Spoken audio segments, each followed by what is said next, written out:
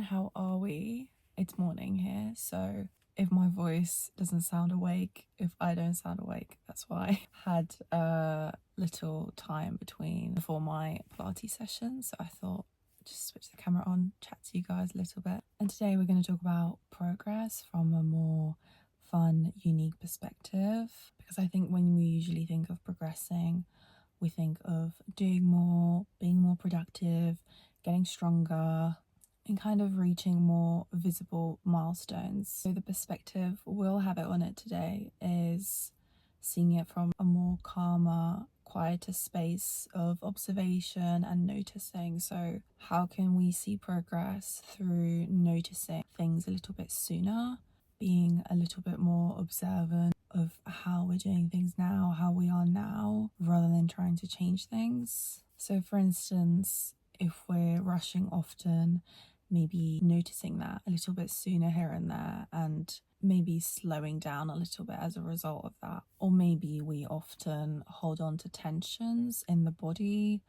but maybe we can notice that a little bit sooner before they become really uncomfortable and stiff in the body. Or for instance, if our mind's a little bit foggy, attention is constantly wandering off, maybe we can sometimes notice that a little bit earlier, catch ourselves and bring our attention back to what's happening in front of us.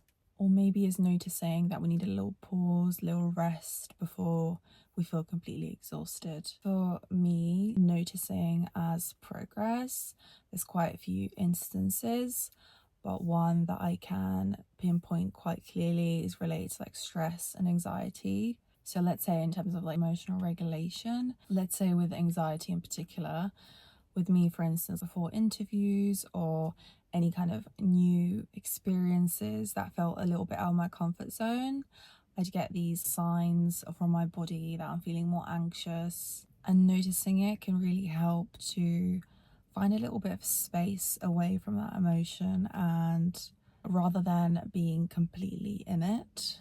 And that in itself feels like progress when you notice that more often in different situations, because understanding those patterns more, and you're a little bit more aware of how you actually work and how you can work with those different emotions. And maybe by noticing it earlier, you can do something about it. So maybe you don't have to stress yourself out as much because you've been there before, and you can see it from a bigger picture where you're not investing all that energy of that stress or anxiety for the next few hours or days, because you're able to work with it a little bit better and just notice what works for you.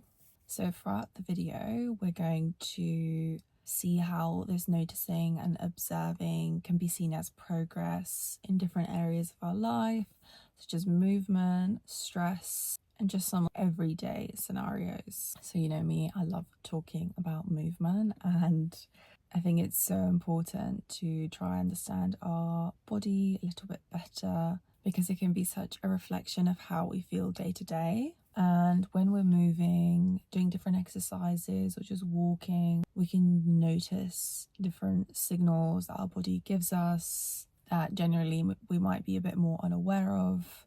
And the more we can understand these little signals, the more we can try to understand our body. And noticing them doesn't always mean we have to change them or correcting the way they are, but simply just noticing and again understanding ourselves a little bit better. So an example of this could be like holding your breath. Sometimes I tend to hold my breath when I'm doing an exercise. Noticing that a little bit earlier can really help not to hold all that tension in my body. Being aware of just the fact that I do that helps me maybe to catch it a little bit earlier. And by doing so, maybe I can return to more of a natural breathing pattern and just feel a little bit less tense. And just by doing that little act of noticing, I can get more out of the session as well. Another one related to movement would be tensions. So we all have tensions throughout the body that we might be aware or unaware of. For instance, I tend to frown, so holding tension in my forehead, in my face, and just becoming more aware of that. That's a pattern for me, and not necessarily always when I notice being like, you have to relax your forehead, relax, but just noticing it, becoming more aware of it when it tends to happen. And maybe over time that will mean that I'll be able to recognize that more often and not hold so much tension there. The same, for instance, is with my shoulders and my neck. Again, being aware of that maybe helps me to notice the way I hold my posture, the way I sit, the exercises I choose to do. So again, that's like that little progress of noticing that in the long term, hopefully will be very helpful. And again, just being aware of those can help them balance them out. So if I didn't know how tensions through the shoulders, maybe I would carry on doing certain exercises that don't help that, set in a certain way, and make it accumulate and make it a little bit worse. But just by noticing it, maybe over time can do something about it. And I feel like in general, we like to have control over a lot of things, and at least for me, so that can quickly creep into things like noticing yourself. It's good. I think it's good to realize that we're complex and we can't keep up with all these tensions, with all these signals all at once. We can't change them all at once, but just being aware of them gives us a little bit more information of how to work with them and work with ourselves ultimately. So just having that information about ourselves is really helpful because we're becoming more familiar with our body, with how we work. And maybe it's not something that's a quick fix, an instant change, but something that we'll see more progress with in the long term. And when it comes to noticing and movement and exercise, I'll give you a few questions that you could ask yourself to prompt some observations during it. So what are you engaging during an exercise? Where do you feel the movement? Is another part of your body compensating in that movement? Are you creating more tension than that exercise actually requires? And how do you feel afterwards? How does your body respond after a day or two? So these are some questions you could ask yourself to see how you genuinely feel during an exercise. And that could really help try find movements that really work for you. And again, being aware of this can be really important because maybe we can do a movement or an exercise for 10 years and not notice anything, not understand why we're doing it and why haven't we progressed. And doing more and lifting heavier doesn't mean we're necessarily going to get better at it. If we're not noticing, if we're not paying that attention, it's harder to adapt and modify it to ourselves, see what is and isn't helping. So that's, again, where progress can be noticing sooner because you're able to move with more understanding and respond in a more appropriate way to what works for your body and trial more things that might be better for you. So for instance, another example is that I tend to get quite a lot of neck pain, and because I'm aware of that, I'm not going to force myself through certain exercises that really strain that area. And I can just acknowledge that that's how my body currently responds to that, and maybe modify an exercise or gradually build strength around that area or stretch it more. And just by noticing that might prevent me from getting more migraines or more strain around that area. So again, being able to test these different approaches when I'm actually aware of it. I feel like this is a really useful skill because our bodies are communicating with us constantly, signaling to us how we are, what we need more of, what we need less of. And especially movement gives us an opportunity to listen to that and connect with ourselves a little bit more. So the goal isn't to be super hyper aware and constantly trying to fix every little part. Gradually notice a few things, over time understand ourselves a little bit better and do more of what actually supports us in our body. And so we can notice these kind of patterns in other areas of our life. For instance, I mentioned stress, and there can be instances when we can tend to notice stress when it's already at the later stages, when it's more dramatic, more overwhelming, when we're already at that point of exhaustion, and then we realize, oh, we need a break or we need to do something about it. So again, maybe there are those earlier signs that we can respond to work with stress a little bit better. Try to see if we can work with the way that we respond to stress, the way that we experience it.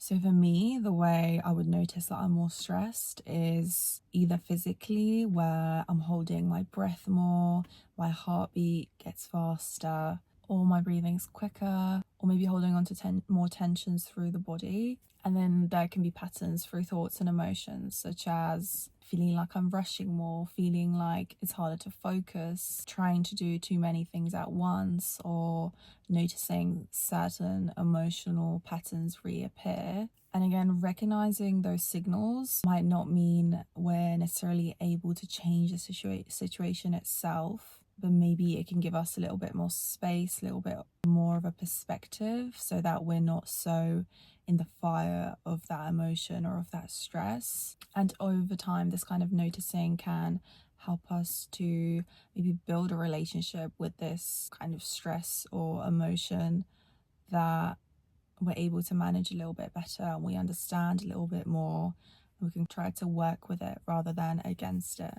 So for instance, if I notice that I'm starting to speed up internally and really rushing to do the next thing, maybe I'll notice that a little bit sooner and be like, maybe I can try and pause in some way, maybe I can just focus on really slowly making myself a cup of tea or coffee, and just using that as a little buffer to pause a little bit and find a bit more space from that emotion. Or if I feel like I have a lot of tasks to do, maybe I'll focus on doing one task fully with my full attention and leave the other 3 tasks in the background. And that way maybe I can prevent to not feel so overwhelmed or overstimulated. And again, these responses are different for everyone. There's no one rule for all. That's why it's really helpful to notice those patterns, how it shows up for you over time. By discovering these habits or signals, we can discover in small ways how to meet it a little bit differently, how to meet that situation in a better way for you, because we're all going to experience these different kinds of emotion in our life. We're going to experience stress. It's not something that we can really avoid. So the question is how we can work with it. How can we find that space so it doesn't have such a hold over us in that situation? And if it does take over sometimes, that's completely normal. Maybe next time we can try to catch those signals a little bit sooner, but that's not always possible, not always the case. So finally, when it comes to everyday life, again, there are so many of these little patterns that we can recognize. For instance, I think quite a common one nowadays is as soon as we get bored, we want to look at our phone, we want to reach for our phone. Maybe we're doing something and we're already thinking about the next thing we're going to do whilst we're still doing something.